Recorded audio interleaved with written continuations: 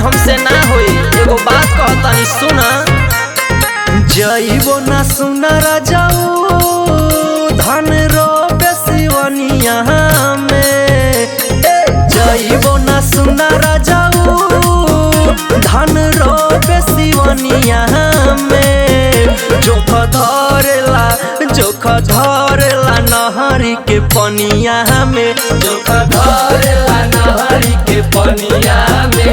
जोख धरेला नहरी के पनिया में। पनिया में पनिया में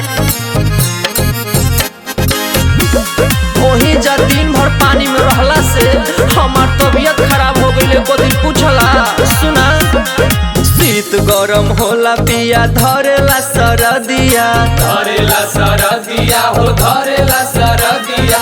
धरेला सरदिया हो धरेला सरदिया। शीत गरम होला पिया धरेला सरदिया। काम नहीं करेला गुड़ावा हरदिया। लाग जाई घाम रजाऊ हई सुघर बदनिया में। लाग जाई घाम रजाऊ हई सुघर बदनिया में। जोख धरेला नहरी के पनिया में। जोख धरेला नहरी के पनिया में।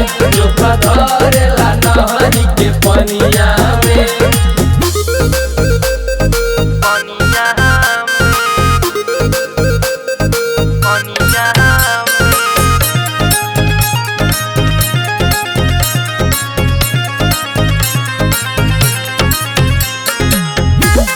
जरूरत बा हमके रोपनी उपनी कैला के।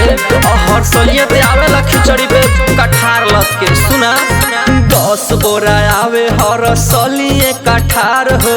सलिए कठार हर सलिए कठार हो। सलिए कठार हर सलिए कठार हो। 10 बोरा आवे नई हर से कठार हो। तब काहे खातिर करी रोपनी तोहार हो।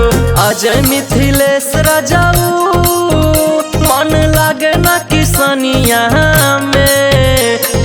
अजय मिथिलेश राजाऊ मन लागे ना किसनिया में।